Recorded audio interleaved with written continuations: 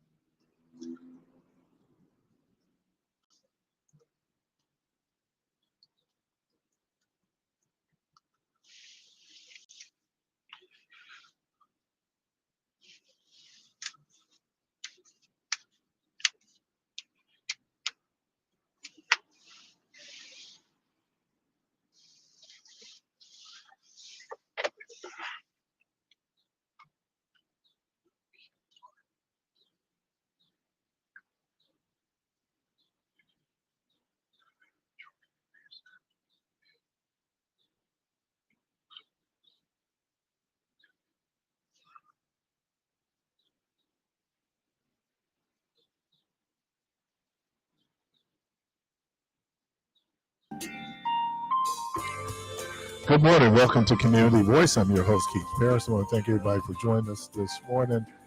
Good morning again, Debo. Good morning, Jermaine. Top of the morning, sir. How you guys been since I talked to you? Great. It's been a long Since about 5 minutes ago, you mean? Well, 5 minutes ago. Maybe 8. 30 seconds ago. Man, shorter than that. He dropped again.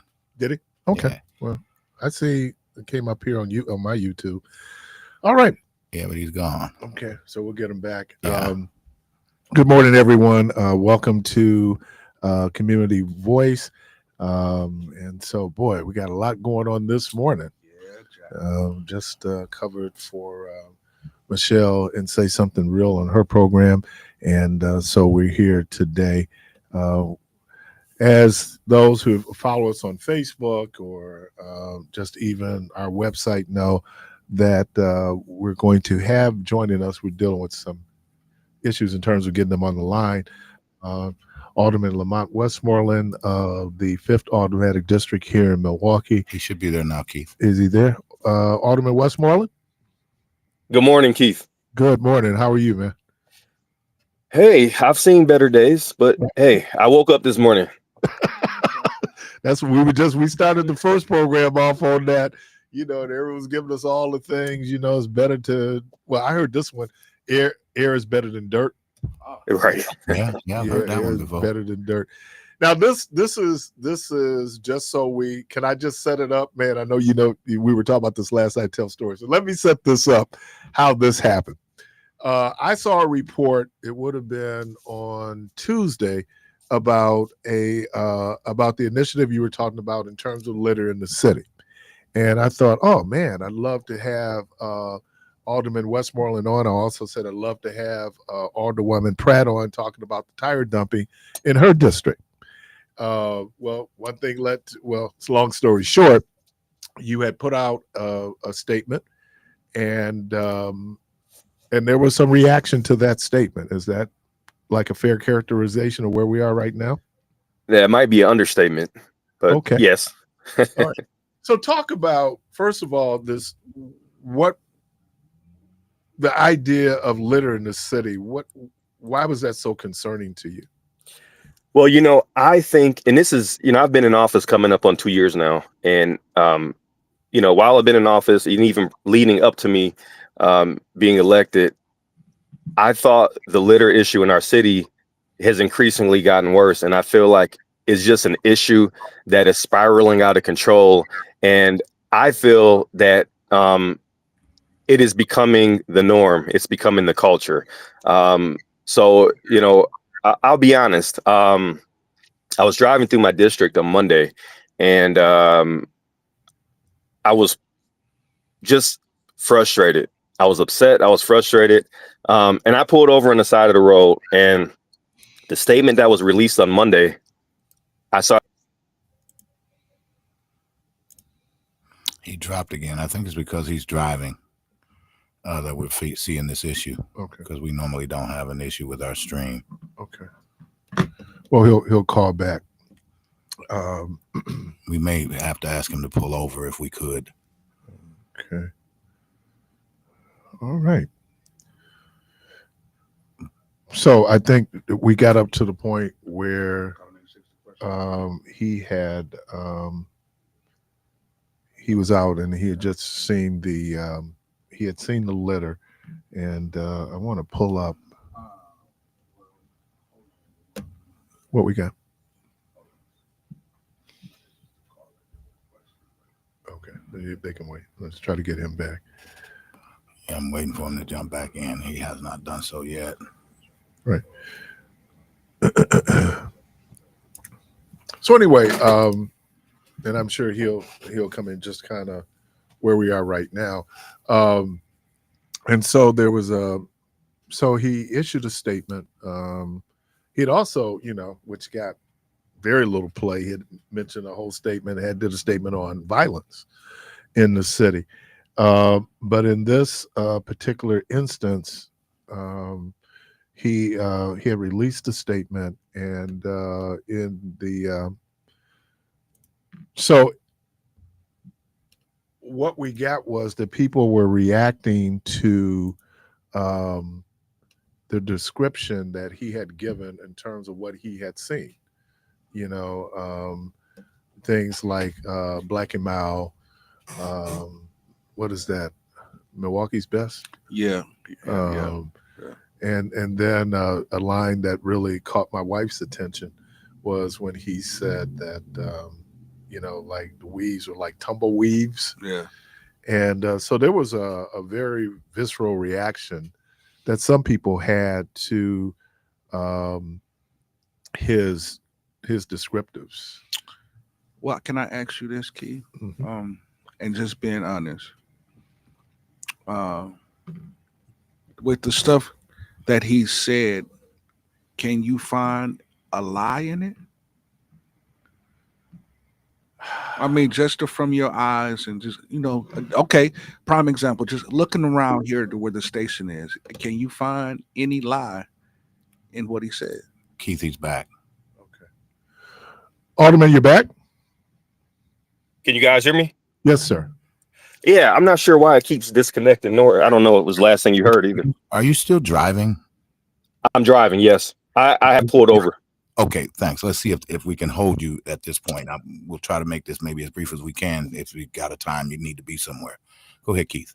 All right. And so, Alderman, when we were talking, I was just going to talk about the whole issue of litter. Every day we come in, don't let it rain over here on 20th and Capitol, because we just inundated with litter. Our grounds people having a tough time trying to keep up with litter. And then we can look at the medium strip, which is the city's responsibility. Right now it has litter. All right. So you said so on Monday, then you sat down and then you penned your statement, which is the title, Spring is Here, So Is the Trash. Correct. What was the last thing you heard me say before disconnecting? That you saw all the trash on Monday.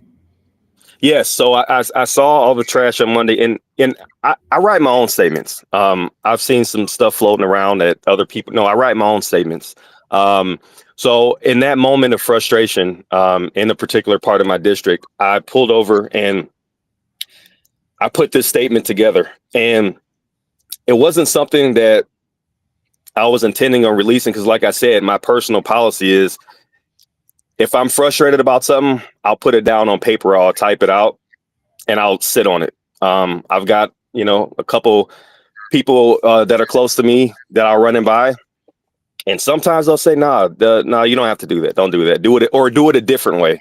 But instead, I sent it out to our people down at City Hall, and I said, put this statement out. And it was out of frustration. My frustration had spilled over. So He's gone again. Lost him again. I don't know who his carrier is. Mm-hmm. So Mary has asked Keith if you would read the statement. Okay. So those that don't know some people don't know what you're talking about. All right. So I'm going to read the statement issued. By the time we'll get him back, it's entitled "Spring is Here, So Is the Trash." With the snow finally melted and the temperature starting to climb, spring is officially upon us. Unfortunately, so is the annual reminder just how selfish and disrespectful some people can be, treating our city like their personal garbage can. I've never seen certain parts of Milwaukee filthier. This is the time of year when community groups all across Milwaukee start organizing cleanups. I respect the hell out of these groups and truly applaud their efforts because it's absolutely needed. But at the same time, we need to start moving towards a point where these groups can direct their time and their energy towards beautification and meaningful neighborhood projects, not just picking up after lazy, thoughtless individuals who don't care about the spaces we all share. And yes, already seen the same mess making its annual appearances. The wigs often mistaken for roadkill, the empty Black and Mild packages, the empty fast food bags, Milwaukee's best beer cans, empty Hennessy bottles, chip bags, and everything else in between. I've seen dirty diapers being thrown from the windows of moving vehicles, outright shameful and embarrassing. There's no reason why one side of Milwaukee can be clean and well kept, while another looks like a dark cloud carrying litter rolled through and dropped trash and instead of rain. We have the role to play. We all have a role to play in respecting our neighborhoods. As I did last year, I'm once again asking MPD, when possible, strictly enforce Milwaukee's litter ordinances. It's a $500 fine each time, and frankly, the city could use the money. If you're out here treating the streets like your personal dump site, it's past time for you to clean up your behavior for the sake of our environment, our neighbors, our community's growth, and just plain human decency. If not, don't be surprised when the $500 fine comes your way. And trust me, it'll hit harder than tumbleweeds, see definition below, blowing down the block. Tumbleweeds stray often synthetic hair like weaves or wigs that is driven by the wind and can be found on sidewalks and streets in urban areas. That is the statement from Alderman Westmoreland. Station phone. We did okay with Susan Crawford. Maybe we can get through his. Okay. Are you talking to him now? No, I don't have his information. Okay. Just say it on the air. Maybe he's listening. Okay. Alderman, if you can, I know you're driving in your car. What I'll do is we'll call you from the station and we'll try to get you through, and hopefully our lines will cooperate. Jeez. Where's this number? Oh, okay. So $500 fines, huh, Keith? $500 fines if you don't. That's currently where it's at? Or Yeah, they had passed that ordinance a couple of years ago where they increased the fine for it. All right. So wasn't it like $25 at first? Yeah, it was really low. So let me clear the phone. Well, you want to clear the phone lines, or what do you want to do, Debo? Do you want to take the call? Well, I mean, let's clear the line so that he can get through, and Okay. then we'll open the lines back up. So callers, if you could hang up and allow us to get our interview staged, then maybe he can answer your questions and so forth at that time. I didn't realize that it was such a And spring is always kind of a filthy, dirty time, and you know when the snow is gone and you see all of the trash and so forth. All right, but I think we got him now. All right. So we have back on the line with us, Alderperson Westmoreland. You there, man? Yeah, am I good on speakerphone? Oh, you it's good. Sounding good thus far. Sounding good, man. You got. Is that your police escort? Yes, sir. So I just read your statement, and for the listening audience. So you talked about the level of frustration. You say how you usually write. So what was the intent there when you released the statement? So let me backtrack. When I was in that moment of frustration, I put that statement together. Typically, I would let something like that sit on ice overnight and then revisit it the next day. I didn't do that this time. I put it out after my frustration had spilled over. So I went against my own personal policy. About an hour after that statement was released, I reread it, and I'm like, you know what? This is a poor delivery. My frustration is shown, and I own that. It wasn't right. So the apology statement that was released yesterday, that was actually put together by me on Monday as well. And I was going to release that about an hour or two after the original, but I fell back. I said, maybe I don't need to bring any more attention to this that I need to. So, I mean, here we are today. I am here to own my mistake, my poor delivery. My intent was not to offend anybody, but I did offend people. And I've had the last couple of days have been pretty rough. And that's because I care. That's because I care about the people I offended. I am not above waking up every morning and possibly making a mistake, possibly making a wrong move. And I'm here to say that was a wrong move. That was a mistake. That was a poor choice of words. And the apology is from the heart because I really care what people say and have to think. And I've talked to people. I'm not above hearing constructive criticism. I think that's all how we become better people. And every day I strive to become a better person. And you do that by listening. So my ears are open to people that are frustrated. I'm not here to say you shouldn't be offended because I can't say what somebody should be offended about and what they shouldn't be offended about. The fact is that I've offended, and I'm here to own that and accept that. And I'm open. My ears are open. You know, I was when we were talking last night. I just happened to go. I went back and I looked at the story that was done on TMJ4. That was Gideon Verdine, and yes. But I went in and I saw the comments, and though there were people, and there are people who had a very visceral and angry reaction to your descriptions, there were other people out who were fully supportive in terms of how we should be addressing this issue.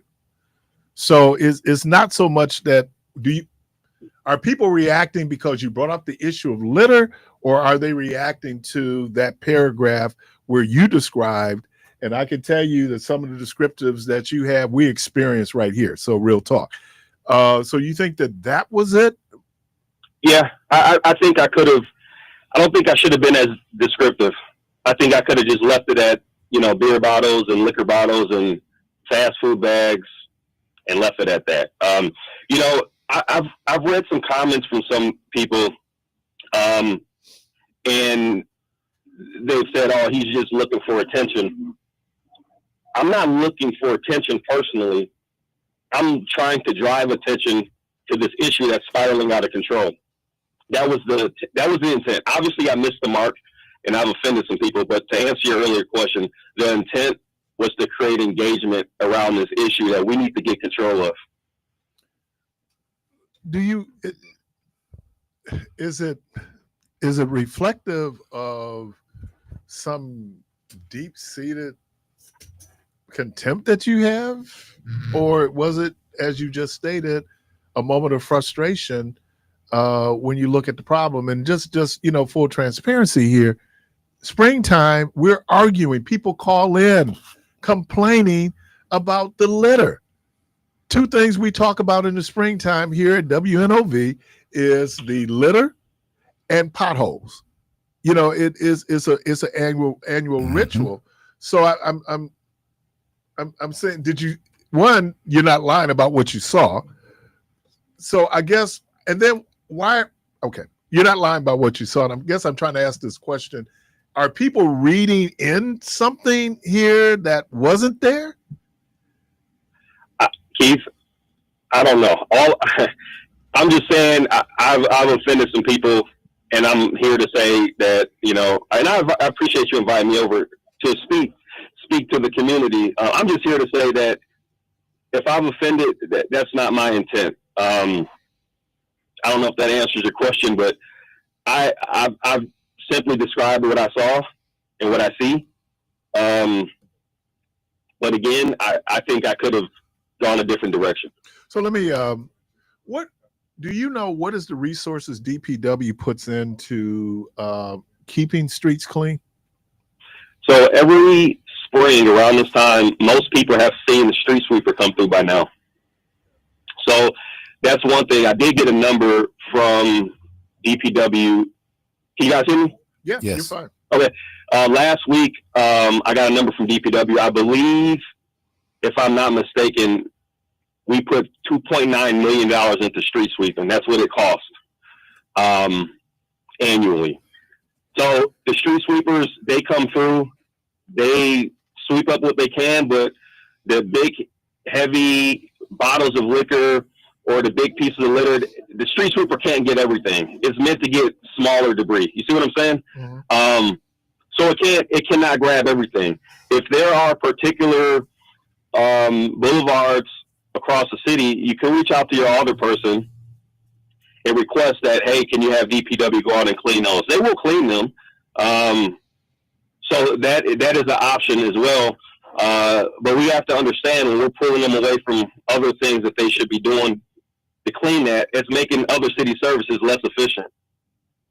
One of the when they had raised the fines for littering because of the outcry that people had about littering, you had pointed out, I think you wanted more enforcement in terms of police. The question some people are asking is then with all the other levels of crime going on, this is such a low level. Should that be a focus of the police department, basically to go out and to ticket people for littering? No, I think obviously it's low priority, but our officers are paid with our tax dollars to enforce the law, right? I'm not saying that I want to prioritize littering over reckless driving. When it comes to priority, I would say litter is probably toward the bottom in their realm of enforcement. And in my interview the other day, I said when they're able, because I know that they do maybe sometimes have downtime, right? Mm-hmm. If they're able to enforce it, I'm asking them to enforce it. Let's not ignore it. That's all I'm saying. I'm not saying let's divert our attention from bigger issues that we have in the city to littering. That's not what I'm saying at all. Nor am I saying we need to increase the fine, because first we need to be able to enforce what we have currently. And further, what I was saying was more of a warning, like if you're caught littering, you could face a $500 fine. No, I don't want people to get fined $500, but just letting them know that it's possible. So knock it off. All right. I don't know if we're going to be able to make this happen. Are you able to take phone calls?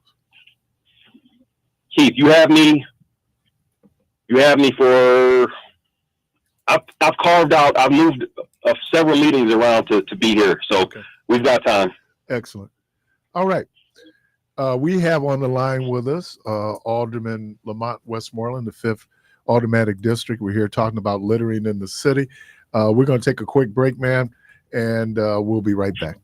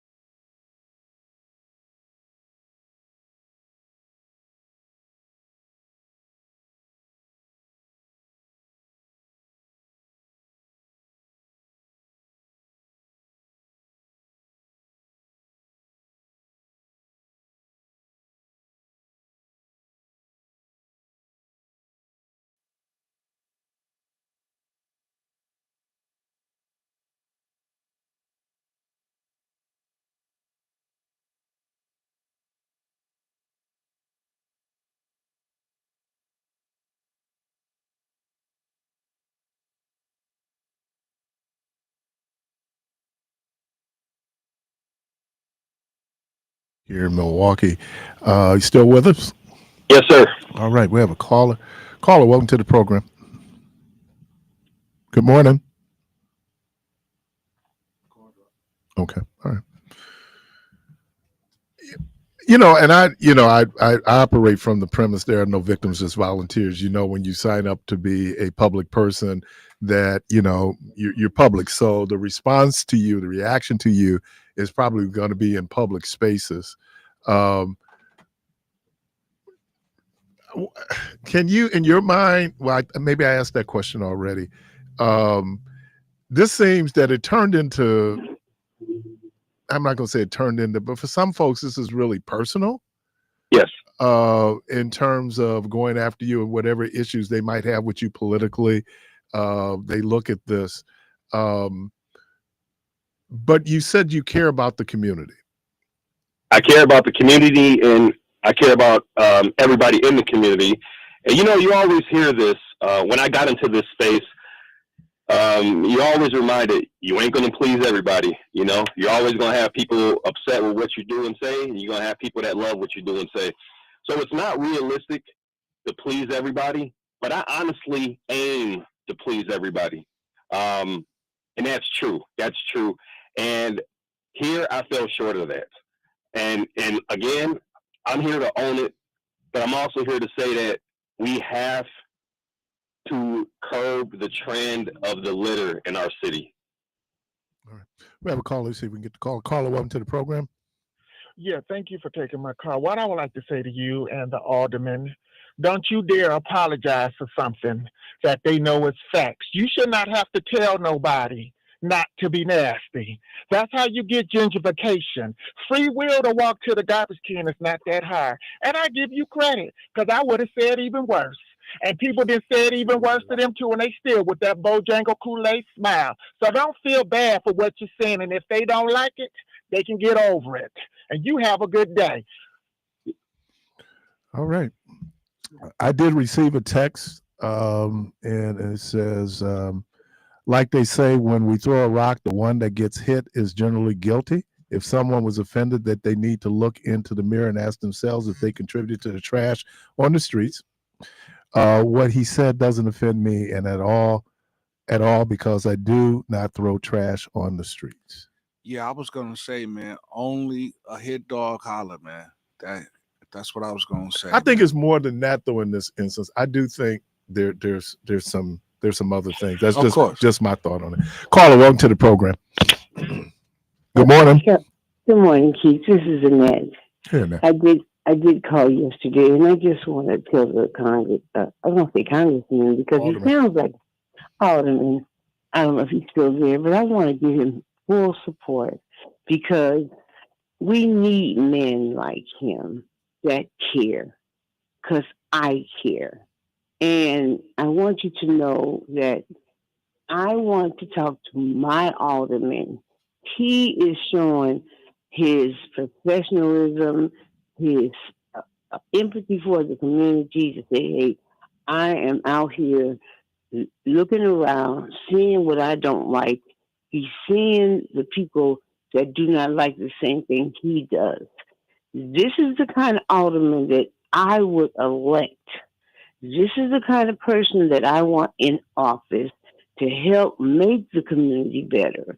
And we as, let's say, block club members, because this is what I intend to become this summer again, we go down to, this is how it goes, you go down to the police station and they assign you a block club, like sort of like a little badge, and then you get a group in your block and you try to start in maybe your backyard, have a meeting or wherever you want to do it, and then you organize. And if it means going from one block to another block to another block, one block at a time, and just call your aldermen. Don't bash them because they're doing their job. I just want to bless that brother because he's doing what we need to do. I thank you for this call. I thank you guys always for being there for the community and bringing people in. Do not be sorry for being out there for us. And I want to bless that brother as well as the brothers in the studio always. God bless you. All right. Thank you. Got another call? We're good. Yeah, that. Do you think, beyond the statement, maybe a different type of rollout where you've gone to the different media outlets to have those conversations where you could be more engaged with the constituents out there? Yes. Yeah, you're right. There are different approaches I could have taken. Yeah. One thing that's tricky with the media is sometimes you talk to the media. I mean, you have media that don't do this. You have media that do this. You got your good apples, your bad apples. But there are some in the media that don't take time to understand what they're reporting on. And sometimes they're giving misinformation. I read a report that they said that I wanted to increase the fine. I read all types of things where people twist and turn and misunderstand and don't take time to understand before they jump on that news and have thousands of people watching them. So, sometimes with statements, you can control most of it. The moment you go in for an interview, they're clipping, they're picking out what they want to say, and they're twisting it. So it's a fine line. All right, caller, welcome to the program. Good morning. Good morning. How you doing, sir? I'm good, sir. All right. Is the alderman still there? Yes, he is. Hey, how you doing? Good morning to you, alderman. Good morning. Yeah, I've been hearing a lot. You've been a big bug. But listen, man, we talk about the fines of littering. We have to remember how that law was put in play. It was really designed for polluters that would go into the city court and get it. They would plead guilty to a lesser charge, which would be littering. It would be $25. We talk about polluters that were polluting in our rivers, polluting, dumping 55 gallons of drums in places. But it could also be extended to the regular citizen, a voting constituent. That's how the law got actually put in place. It was really designed for the police to know. However, if we look in our neighborhoods, we are black people are the most consumer. We consume a lot of food, and we use a lot of we leave a lot of raw garbage in our containers, which cause rodents. My concern is if you go in some of your districts, you won't see a lot of rodents. You see chipmunks in some of your districts. There's no squirrels. But if you in some parts of the district, you see where squirrels are eating around the side of the garbage can. Now squirrels get in there and and I'm not talking about the people, the bottles around the islands. I'm talking about the bags going in trees in the neighborhood. Squirrels, raccoons. Why haven't you reached out to try and do some pest control in some of this in the neighborhood? And this is to all the audience because I know they're listening right now. The raccoons, squirrels, possums go in there. They weasel these little holes, basically in the people in black communities because we leave we waste a lot of food, man, and we eat different. So why isn't there a pest control going on to go along with some of this littering? Because you putting it on the people, and I get that. But what about the rodents, the infestation of squirrels in our neighborhood? What are you doing? And I'm gonna take that off the air because I'm already overdue. Okay. I appreciate that. Do we still have deal with that, Alderman? Deal with that, Alderman. Do we still have vector control? Say that again. I could barely hear him. I was complaining about the raccoons, the squirrels, and the chipmunks going in the garbage cans. But do we still have vector? I know we used to have where we would actually go out, deal with those issues around rodents, around garbage cans. And then I think he pointed out that they were talking about big polluters when they were talking about the increase of the fine to $500. I don't know about the obviously I know we deal as a city with the rat, we put sewer baits in. But as far as raccoons and controlling squirrels, and I'll be honest, I'm not sure about that. However, I can look into it and get an answer for him. Was that Meach? Yep. Meech, 414-286-3870. Or lamont.westmoreland@milwaukee.gov. Reach out to me and I'll find out for you. All right. Caller, welcome to the program. Yes, I'm calling to say congratulations to Alderman Westmoreland. I think he brought up a very good point. He has nothing to apologize for. That's one of the many issues we face in 53206 that we should not have to accept or feel that it's normal. Trash is terrible, along with crime, reckless driving, and a lot of other things that need to be addressed. So I say congratulations. Don't apologize. I think the aldermen all should have been backing you. Whoever's against you should drive through some of these areas and see the bumpers and the glass and the filth. We live like we are not civilized human beings. We shouldn't accept crime, the crazy driving, the killings, the children dying. None of this should be something that should be normalized by any means. So never apologize for something that's the truth. Nothing that you said was false. Nothing.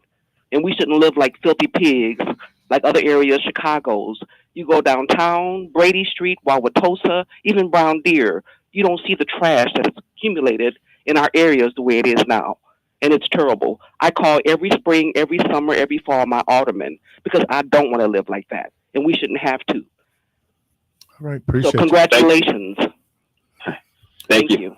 Alderman Westmoreland, quickly, has there been a cut or a decline, if you will, in city services to where we're seeing less frequent pickups and street sweepers? I heard you speak to that a little earlier, but just wondering, because as you don't see them as often as you used to, has there been a cut in that in any way? Not since I've been in office and not immediately before being in office. I don't have the street sweeping schedule in front of me, but at this time right now, they're doing a lot of street sweeping. Typically it happens when people are asleep, so they won't see it because, you have cars on one side or the other. But through the summer, it continues. I don't know if it's every 3 weeks or every 4 weeks, but they come through. Mm-hmm. As far as garbage collection, I've read some comments where people said that, the garbage isn't being picked up or the frequency has gone down. Garbage collection is once a week. And it's been like that since probably before any of us have been alive. So that's not true. However, I will say that I've gotten complaints and reports from my constituents that garbage collection has been missed. Nobody's perfect. Obviously, I'm not perfect, which is why we're having this discussion here. Sometimes, Alderman, when those holidays fall, your day may push it back. Your day moves. Yeah, yep, your day moves. A lot of times I think people don't factor things in. But I wanted to say to you, when I walked in this morning, Jermaine, our producer here, he and I had the discussion about what you're going through right now. And one of the things I want to say publicly is I appreciate somebody that's willing to go head on and just say it how we understand it. I think that's why we offend it, because we understand it, because sometimes we sugarcoat it. Oh, and we should do this. And, everybody don't respond to that. But we were talking on yesterday a little bit about it as well. Is there a reason we don't see the trash receptacles throughout the city that we used to see? I can't answer that question, but I can speak to my district specifically because last spring, I didn't think we had enough. So I added 32 of the bins around my district, in which I thought were high traffic areas where pedestrians are, people walking. And I'm happy to say that my constituents or people walking through the 5th district are using these because they're being full, and I'm getting feedback from sanitation that they're regularly picking those things up. There are garbage cans and bins out there, and this is mainly tied to Alderman Russell Stamper. Shout out to him, his Big Clean project. So there's still garbage bins remaining. I encourage everybody, if they've identified an area in the city that they think could use a trash bin, to reach out to their alderperson and request it, because it can happen. But I will say this, there are not many people that are going to pull over and put their trash in that trash bin. It's for the folks that are walking. Caller, welcome to the program. Good morning. Good morning. Nope. A few minutes left. That it is sometimes you have to get people's attention. I think that's an understatement. You got people's attention. So, I think that, and I know how difficult it is in public spaces to sometimes use imprecise language or the experience. And here's the other piece of it that people are missing.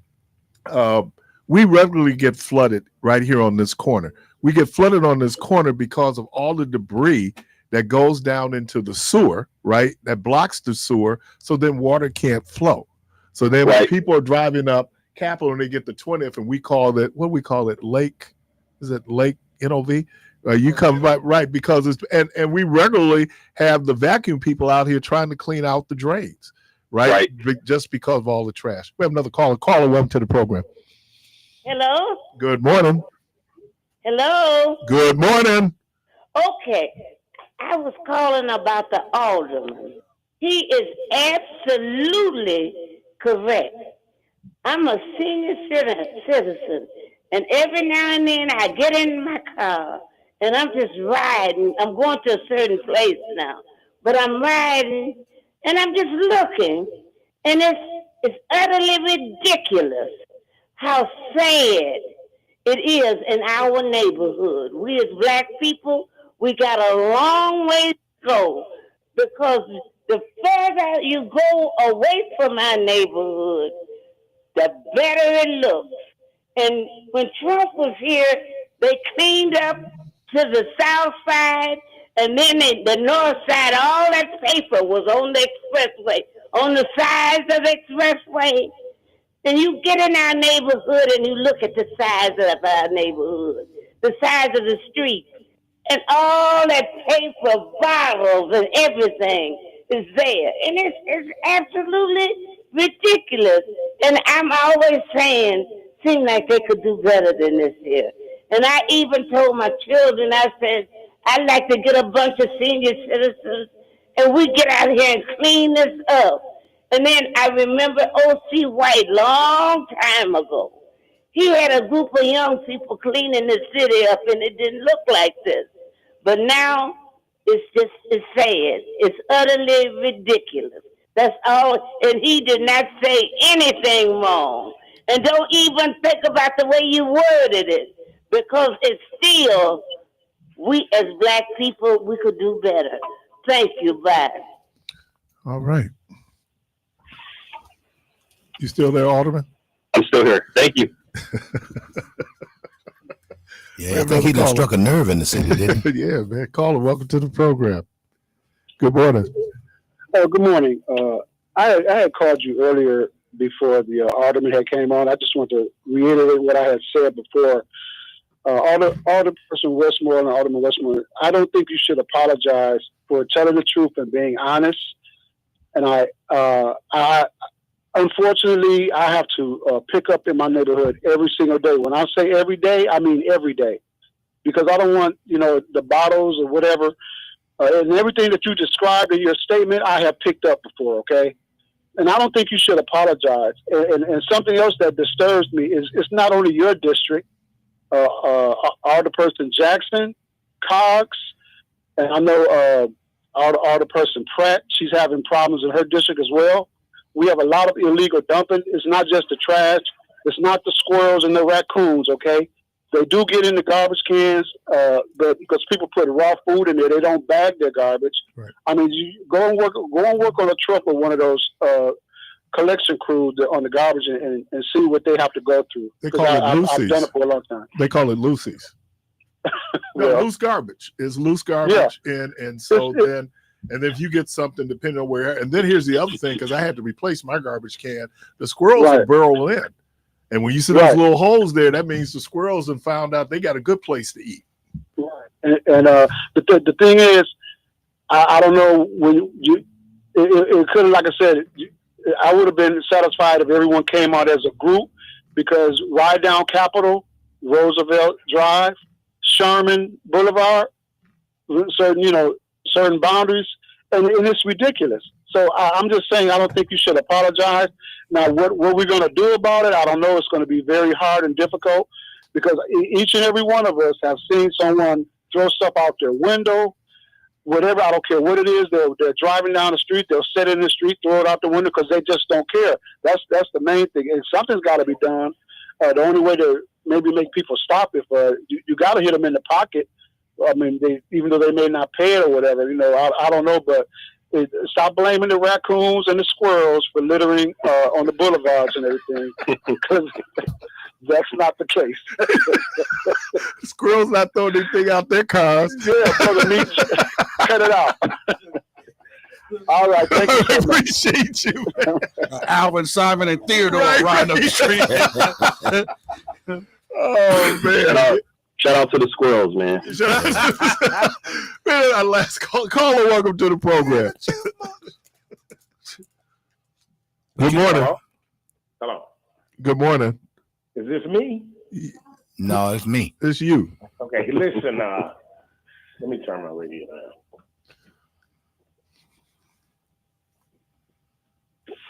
A couple of the things Debo hit on, and so did you. When it comes to the alderman, I worked as a supervisor in the garbage department for 30 years. I was actually, first route is what his alderman district was the first route I was assigned to, was garbage cans.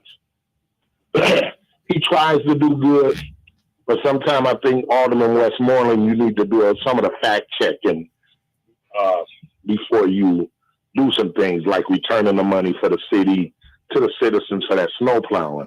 I think right now, him being in his infancy of that job, he want to run up there and get one instead of walking and getting them all. You know that saying. Uh-huh.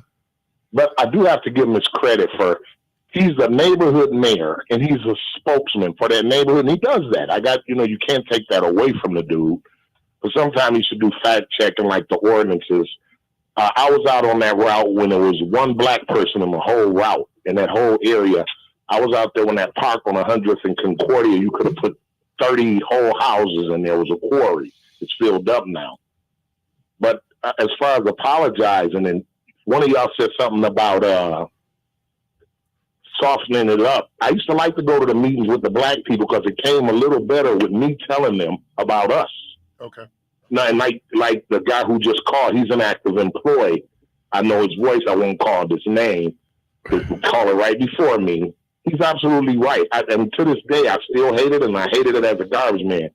It's something that bothered me was diapers, weave, and like your sanitary napkins. To me, them is like personal stuff. It should be wrapped up.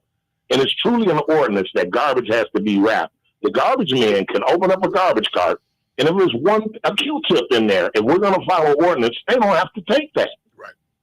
They don't, and the aldermen and meats, as far as we can't control nature meats, so let's just don't even waste your time with that. I just think we should deny squirrels driver's license. That might deal with the whole issue. That might be a little better. You ain't gonna deny nature. Why squirrels driving anyway? So meats, no offense to you, but man, that's out. I did a study when garbage carts first came out. I sit on the committee. They did a study, and they was wondering why do carts on the north side? They ain't say black in the central city. Why do squirrels attack them? It's simple. They got bacon grease and all these seasonings instead of just a little salt and pepper. All right. And animals can smell that. He mentioned the receptacles they put out there, litter cans. But back to his district. Let me tell you one thing about with that snowplow. My son lives out there now. Hey, bro, we got to go, man.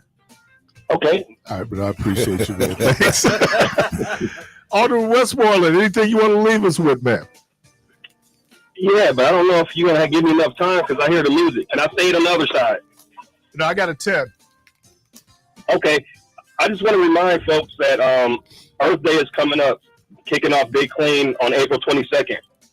I need people to reach out to Travis Landry over at WestCare for more information to get involved. That's over at 414-239-9359. And you can reach out to my office, anybody that wants to get involved in a neighborhood clean. Alderman Lamont Westmoreland, man, I really appreciate you, man. I appreciate you taking the time to come in and to, talk about what it was, your intentions, and certainly your apology. Appreciate that. Appreciate you, man. Thank you. Anytime, Keith. All right, man. All right. You're listening to Community Voice. We're going to take a break. We'll be right back.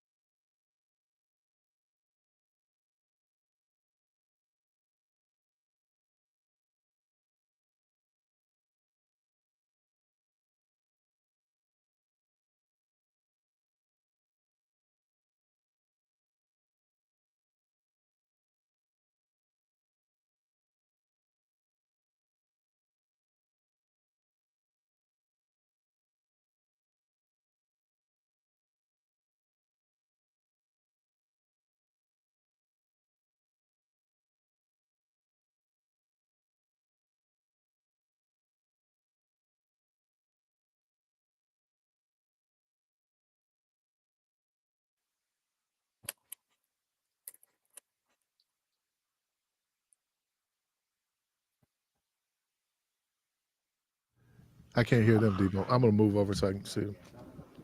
I can't see them. I wanted to get closer so I can see the screen.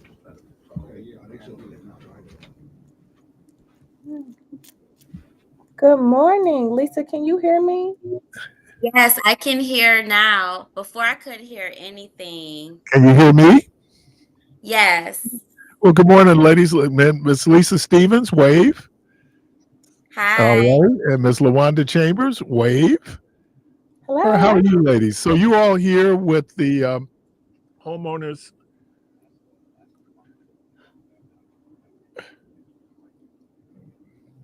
LaWanda, your picture is blurred.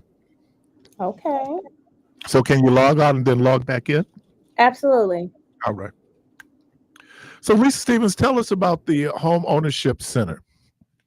Yes, we are Housing Resources. We were founded in 1990, serving Milwaukee, a location.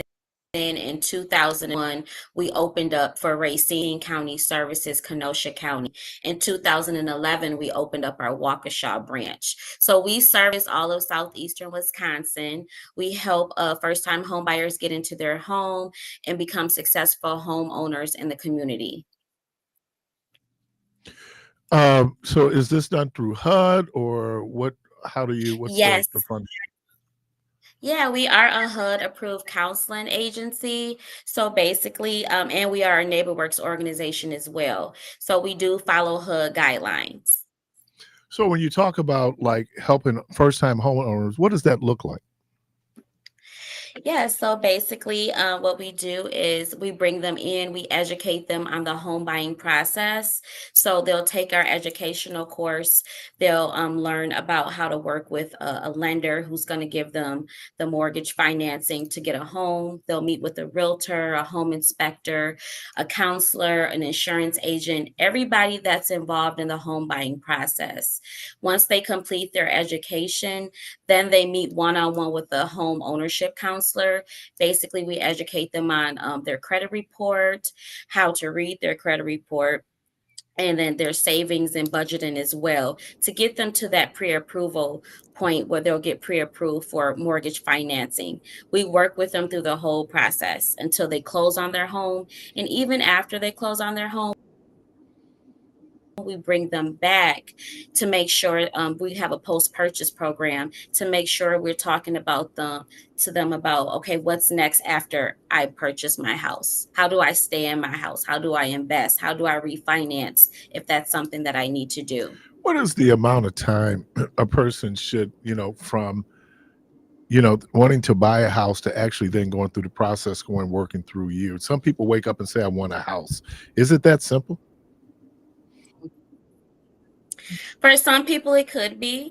It all depends on that individual because it's a lot of factors that go into buying a house, right? We have to look at your credit. We have to look at your affordability, your income, how much assets you have. So some people, when they come through the program, they are fast tracked and can move forward quickly. Some people may need to work on some things, but I tell everyone, no matter where you are, we are going to meet you where you are, and we're going to work with you to get you to where you need to be so we can get you into that What's home. your role there at the Homeowners Resource Center? So my role at Housing Resources, I am the vice president.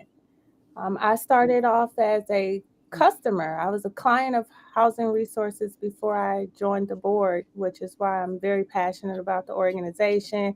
I believe in their mission, and I continue to build partnership in our community for Housing Resources because I understand how important it is for us to have an asset building opportunity.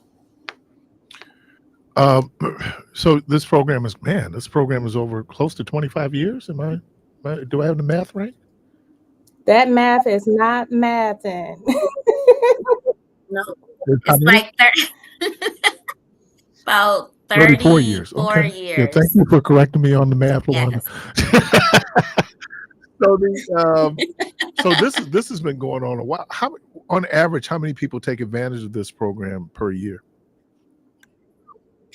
Yeah, so last year, 2024, our numbers, we had 332 people who purchased through the program. We had 1,335 people that came through the educational piece of it. Okay, go on. Yep, we had 1,335 people that did the education, and then 332 people actually purchased, and 677 people completed the counseling. So some people that come through the class, if they feel like I'm just going to hold off, I got a few things I want to work on myself, they will wait to do their counseling. You don't have to, but they do have a year from the date of education to come do their counseling appointment. So are there grants available for folks who participate in the program? Yes. Yep, there is grants to help towards your down payment and closing costs. Right now, currently, we have a $8,000 Hickory grant that we have. We also have a $5,000 Dominican Sister grant. That is only if you're going to purchase in Racine County. And then we also have a CDA grant that's $8,000. And those grants are based on income and locality. However, we do have the capability of layering grants on top of each other. And you can also get additional grants depending on which bank or credit union that you choose to work with. So some people come in the program, you can get grant assistance for 20 something thousand. Some people get 10, some people get 5. It all depends on your personal circumstances and what grants are available at the time. But once you come in and meet with one of our counselors, they will let you know what grants you qualify for. And then they'll go from there. They'll talk to you about how that will be applied towards down payment What and closing you costs. know, one of the things. What is the minimum payment you can a minimum down payment you can make to avoid having to take out mortgage insurance? Well, right now for conventional financing is 3% of the sales price, and then it's 3.5% if you're going to do FHA. Some programs at banks do have programs where there's no PMI, private mortgage insurance, or mortgage insurance. It all depends on the type of loan you're going to get and then which lender you're going to go with too. Back in the day, that number used to be 20%. So after you invested 20% into the sales price of the house, that PMI or MI will drop off the property. Now it's a little different. You can get into a program that doesn't even have any PMI with it. So it all depends. But if that's something that somebody's interested in, the counselors definitely will counsel you to put you with those lenders that What offer about that veterans? program. Veterans, we work with veterans as well. Veterans is different as well too. So they have programs where they don't have to pay any down payment and they still could qualify for grant assistance too. Again, it depends on which lender that individual would choose to work with. Each lender has different requirements. So basically for veterans, usually typically speaking across the board, there's no down payment for them. So that's an advantage that they do have if they have that verification that they were I know honorably one of the grants you discharged from the mentioned was down in military. Racine County. Are there incentives for Mhm. people to move into certain neighborhoods and then the amount of the grant could increase based on this neighborhood that you're moving into? Yes, absolutely. So in Milwaukee, there are different neighborhoods that have their own grants as well. That if you purchase in that area and if you live in that area, you can get additional funding that we can layer on top of the grants that I discussed that Housing Resources provide and your lender provides as well. So that's why we do a range of grants because it just all depends on those circumstances, locality, your income, um, if you are a veteran, all of those things matter. Luana, did you want to say something? You were looking. Yes, absolutely. Thank you for catching that, Mr. Keith. What I will also mention is that we also work with HUD. So if people are on rent assistance and they're looking to become a homeowner, this is also in reach for our entire community. We work with everyone and meet them where they are, whatever their story or situation is. So I want to echo what Lisa said by the fact that we meet people where they are and we build out a plan with them to put them on a trajectory to that asset building opportunity. You know, in certain there are certain people who go out and they'll buy a car. A car depreciates, but the thing about real estate is that it appreciates, right? No, wait a second. The thing about real estate is that it doesn't, you said it depreciates? Appreciates. That's right, appreciate. Yes. Appreciate. Yes. Yeah. Yes. I was like, wait a second. Yes. Absolutely. Yep, I want to mirror off of what you just said, Keith. So that's a good point. So cars, everybody, we all love cars, fancy cars and stuff. It's nice to have them. However, we do educate our buyers that if you are looking to purchase a vehicle, please wait to do that after you purchase the house. Because a lot of times we have a lot of people that are coming through the program, and as we're working with them, they go out and get a car. That can be a deal breaker sometimes.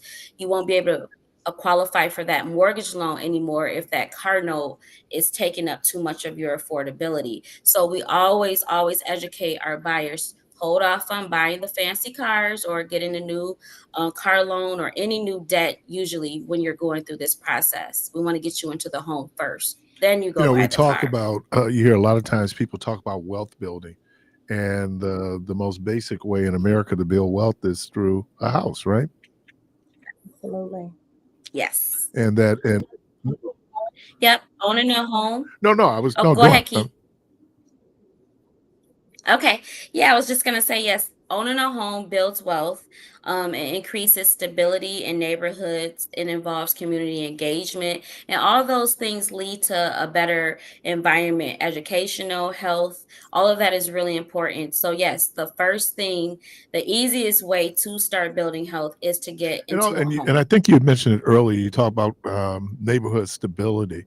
You know, I don't know what the percentage is off Mhm. of my head in terms of in the city of Milwaukee, how many absent landlords or we have occupied spaces that are for renters that are not owner occupied.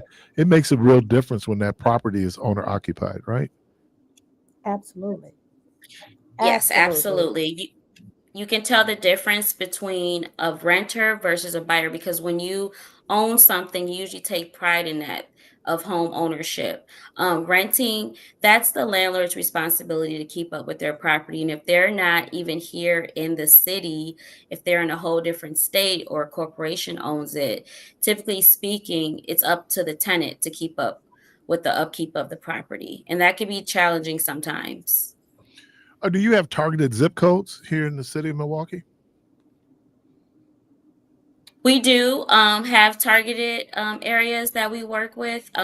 However, like I said, it's open to anybody and everybody that wants to come through the program. So, is there an application process that people have to go through? So the first step will be to contact our office. They can call us or they can go to our website. We are located at 7830 West Burleigh Street in Milwaukee. Our phone number is 414-461-6330. You can give our office a call or just visit our website, hri-wi.org. And basically, you'll just start with registering for one of our home ownership classes. And the process is really gonna the length of the process is really contingent upon what has to be done in terms of your what is it I hate to use the term credit worthiness, but your ability, your affordability, I think that's the term you use, right? Yes, your affordability. Yep. So basically, the classes are free. Once you complete that class, you'll meet one-on-one with the counselor. They're going to go over all those things with you. You'll get a general idea of how long it's going to take you if you follow the action plan to get into your home. There are barriers, like I said, some people may need to work through, and then some people may be surprised that they might not have any barriers and are ready to move forward right away. So it all just depends on that individual. Are there any prohibitions in terms? I know you said you work with HUD in terms of people who might be felons. They're off of paper now. Is there any barriers in terms of ex-incarcerated people being able to take advantage of the program? No, absolutely not. Mm-mm. No, absolutely not. And I would just say this too, Mr. Keith. It's very important that we look at barriers, right? And understand that some of the things that we're talking about, credit worthiness, affordability, that if you should find that you're not quite in the position yet, do not become discouraged. I welcome the community to get in the posture of working with family and building those relationships there so that you all are in a position to leverage your equity and turn those asset building opportunities into longevity and legacy for your family. We talk about transferable wealth, Yeah, and real estate is transferable. It's transferable wealth, and certainly for us, I know we talk about a lot of the systemic issues that we deal with, particularly in communities of descendants of formerly enslaved Africans. But if we just could get to that first level, which is home ownership, I think that's going to move us to move us more towards the progress that we all aspire to. absolutely. Absolutely. Absolutely. Yes. One other thing I want to mention too is that we also have programming that helps folks to understand that too, how to leverage that equity once they've built that equity. We have other classes they can tap into at Home on HRI for that type of assistance as well. We are the gift of goodbye. We're the gift that keeps giving. Okay. And so it's very important that folks lock in with this opportunity. There are so many grants available. There are so many things that I just talked to a client. They closed on their house. They're paying $1,000 a month for mortgage for a 5-bedroom. Talk about making a dream come true. Nothing happens without stability. Okay. Nothing happens without stability in housing. Having a housing asset is the first step to that stability. And then you can begin to order your steps. Like Lisa said, buy that new car, start that next business, go back to school.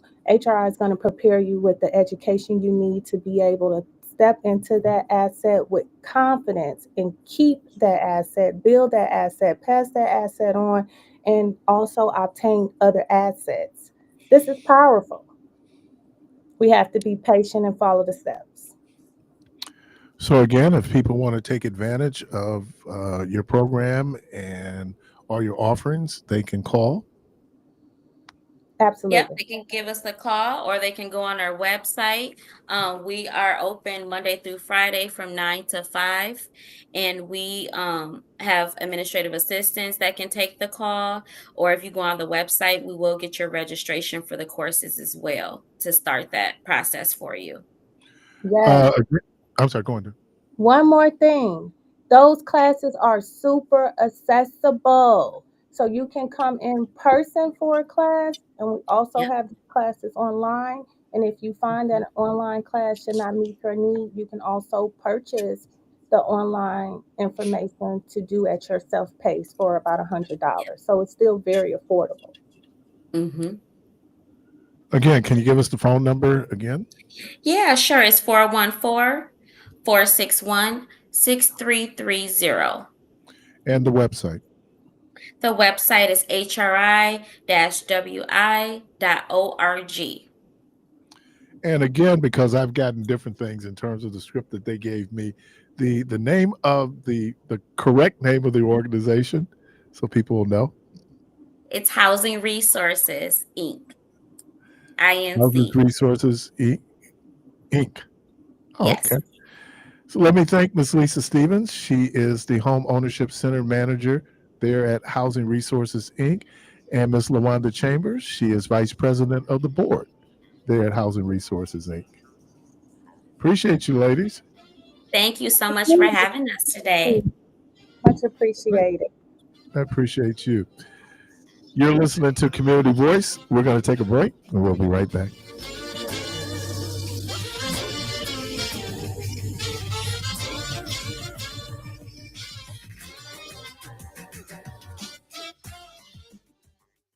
Every child deserves the power of literacy.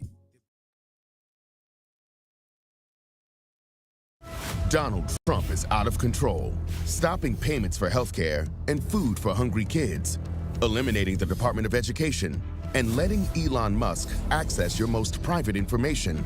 Now Trump and Musk are backing Brad Schimmel because they know he'll let them do whatever they want. Not Judge Susan Crawford. She'll be the check and balance we need to protect us from Trump when he goes too far. That's why we need Judge Susan Crawford on the Supreme Court.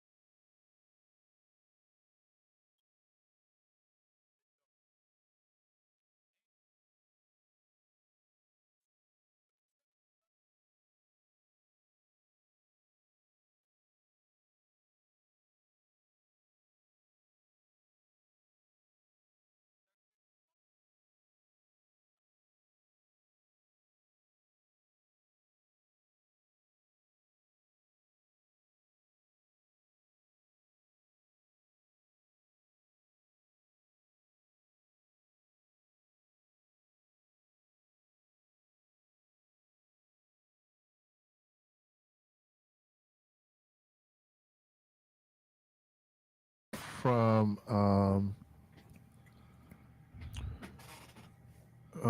well, actually, I've received a couple of them, but I did receive a text from oh God, it's a long day, from Priscilla Cox Jones, and she's the Milwaukee County Board Supervisor for District 13. They're doing something on Earth Day, April 22nd, where they're calling it 2025 Beautify the Block. And she was just talking about the importance of this and how sometimes this litter can kind of be like health issues in terms of that, the litter that's on the street. So I'm going to have her on the program to talk about it. I think I also received a text from Wanda Montgomery. There she is, the village board president out at Brown Deer. She wants us to know, she says Brown Deer is not exempt, but they have a thing where there are a couple of things that they do, or several things.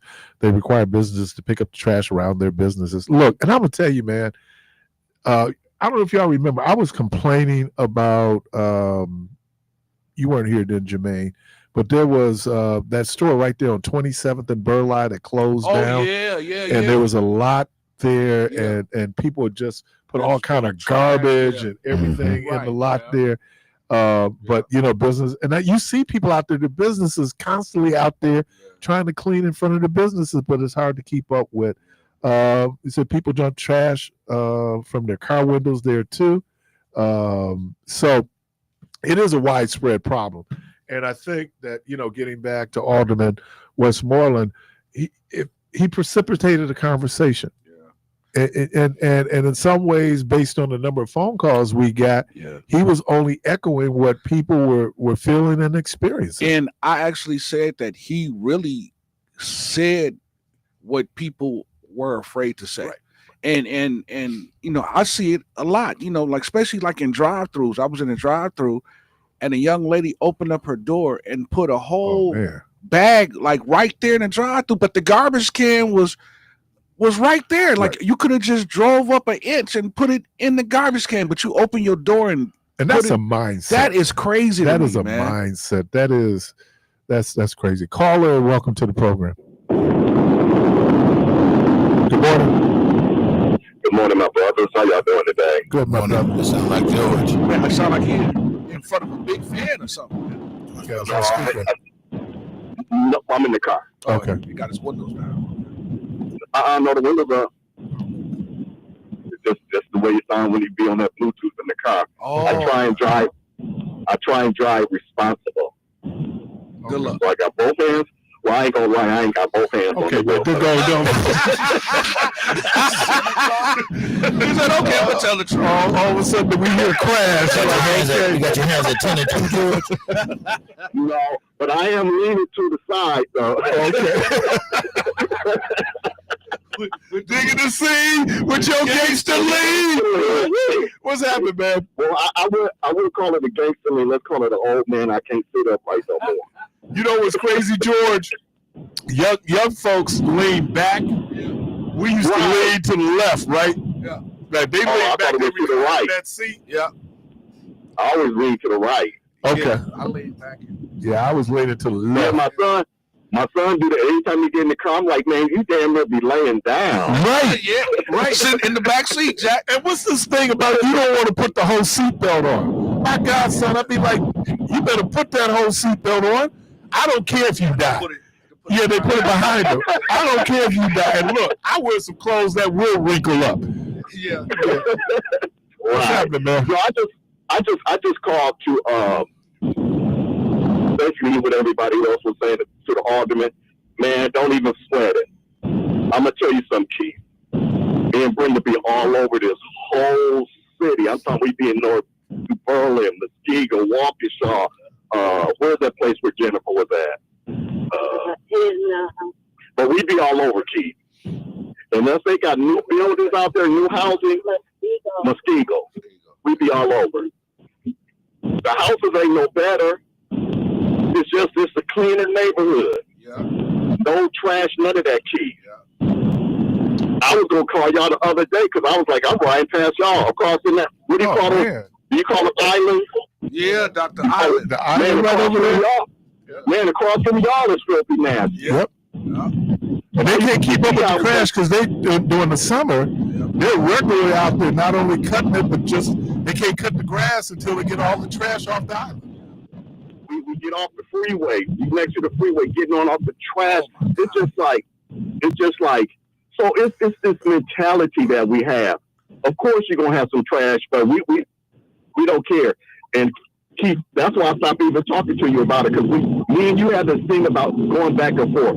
Well, George, there's more cars on the road. Oh, we kill each other because we be around each other more. I'm like, okay, I give up. I ain't even going to debate this no more. How did that got anything to do with trash, man? Good move, No, George. that's what I'm saying, because when I used to call and talk to you about the trash, you used to come up with a different scenario why the trash was on the ground. And I'd be like, get them, Al, because, like, so I don't think the alderman say anything wrong. If you come down my alley, you will be like, this is disgusting. The street, Debo, the street sweepers went down our block last night. I bet you in 2 more days, it won't look like they've been down our block. I understand. And it might not be the people dumping on your block as much as it is the wind. Oh, yeah, it is. Yeah. Is that true? Oh, yeah, it is. Oh, yeah, it is. They be out there with their liquor cups and their bottles. And when they get down, they just throw them down there. We have volunteers come through and clean up our neighborhood. Within 2 days, it's dirty again. That's crazy. So, Yeah, you know, it used to be a mindset, George, and we talked about it being a mindset. But I mean, there was a pride that we all had in the fact that when our neighbors and our visitors would come from around and so forth, that man, it's one of the cleanest cities I ever seen. How y'all keep it so clean? Right. Now, here's go with me and Keith. Before my parents owned their house, we lived on 14th and Keith and other places before we moved on 7th and Capitol. We were renters, but we still kept the property up. We kept it clean, kept the yard cut and all that stuff. Mm-hmm. And so, because I know Keith like to say, well, they don't own it, so why should they care? No, I say you don't wash a rental car. I do. Okay, but what type? Yeah, we do before we take it back. Doc, I so what type of I like to ride clean. See, there you go, Keith. Right. What did you just say, Keith? What type? You paid for it. They need to clean it up. Yeah, but they don't. There you go. But they don't do it. What type of mentality is that we taking on? I got an abandoned house next to me, a lot on the next side. Every time I call, somebody comes and dumps them behind that house, and at the back end of the alley, the alderman to come and get somebody to clean it up. 3 days later, there's 2 dresser drawers out there right now. I tell you what. Hey, put some cameras out there. I tell you what. You know, they say. We won't go over that far because they'll drive by because I do got cameras back there. They say first impression is the last one. Well, just imagine if the outside of the house looked like that, what the inside looked like. Well, I can't talk about nobody inside because I'll be like, yeah, man, George, you get that video, dude. No, I'm just saying it's usually an indication. Yeah, I tell people my house is lived in.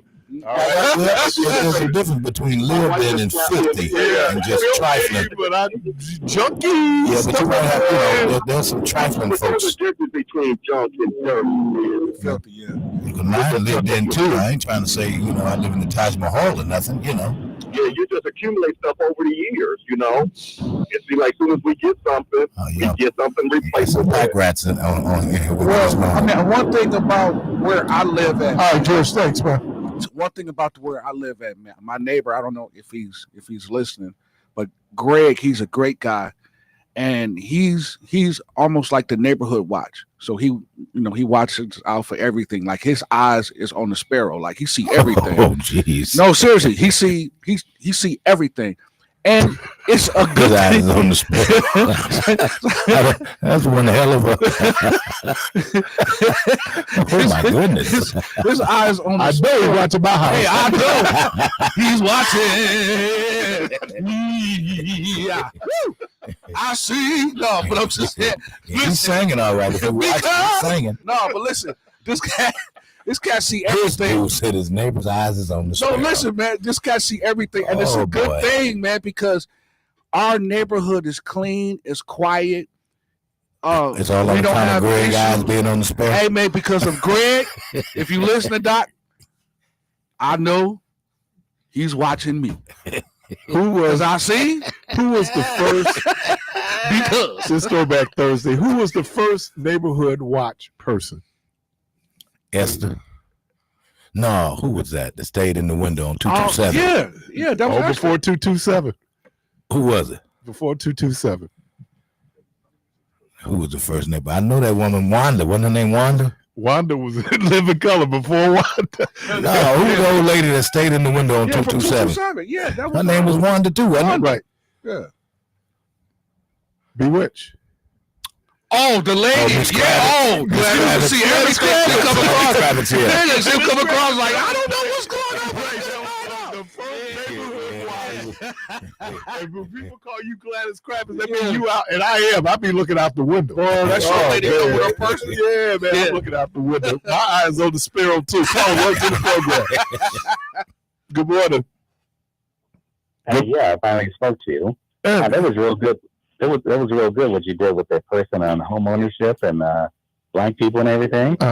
Question I have for you is, I know in 1970 they were saying Milwaukee, I guess, they have the best quality of life as far as incomes and everything else like that.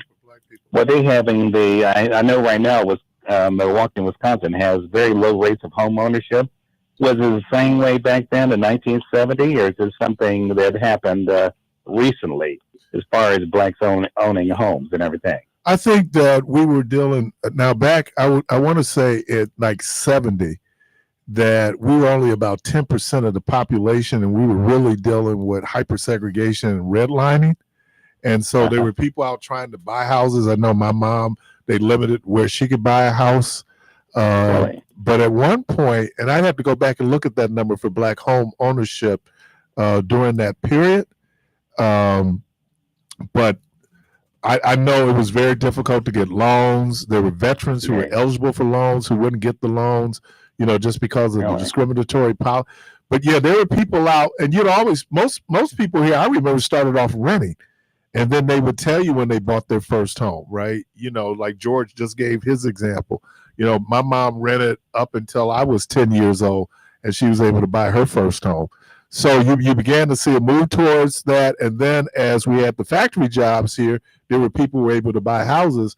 But as the factory jobs left, and then we saw an increase in the number of people, our poverty level went up. Because at one point, Milwaukee had in terms of income, one of the more prosperous black middle class in the country because of the factory jobs. In 1970, in the 70s. So you saw that, and then but then these people were also trying to negotiate, like I said, redlining, the inability to get mortgage, steering. Where they were, even when I bought a house, and we bought our house in 1996, 97, they were trying to steer us to a certain neighborhood. Okay, and that was in the 90s. Yep. Okay. One other question. I won't take too long.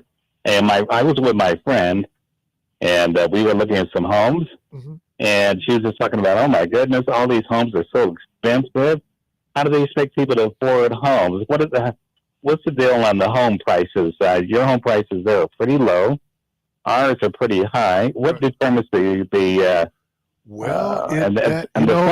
on the neighborhood. Are really low. It depends on the neighborhood, because there's a neighborhood that they're gentrifying right now on Brewers Hill. And I was over like on First and Wright. I don't know if you're kind of familiar with the city, but First and Wright. Houses, my grandmother lived on First and Wright. Someone was telling me that some of those houses are going for $500,000. Wow. Really? Right. So is that close to downtown? And there are people trying to buy up houses every day. It's going to be interesting to see what the tariffs does in terms of lumber, and people being able, the cost of lumber, because they're feeling like the cost of housing is going to go up. I don't know where the medium, I'd have to look to see what the median price of a house here, but we have some neighborhoods that, man, you're talking like $500,000. Bayview is another area that's really blowing up in terms of home values. But the Brewers Hill area, that's one area where, and then they have historic homes over there. And so, yeah, the property values over there. When one person told me a house was going for $500,000, I was going like, my grandmother used to rent in that neighborhood. So those brick homes is worth more, right? Oh yeah. Or they had at one point, they had something about you had to have the integrity of or the similarity to the housing. So people were literally moving houses. You know, they put them on the block, and then they would move them over to Brewers Hill. But yeah, Brewers Hill, man, is that's a high end neighborhood. Oh man, let me go back from the beginning. Let me thank Mr. Al Holmes. Coach. I'm scared of Coach. Let me thank Judge Susan Crawford. Yeah. Let me thank Alderman Lamont Westmoreland.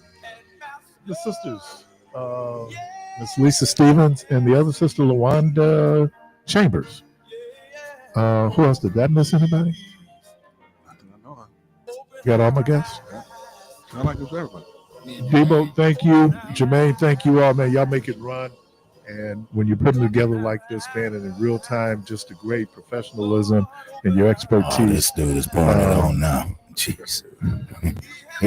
He must not be coming tomorrow. I'm just telling another story, Debo. Jeez. Oh, man. So let me thank all the callers. Let me thank you again. Michelle will be with you, the good Lord willing, on Monday. I hope to talk to everybody tomorrow. And as always, go from this place in peace.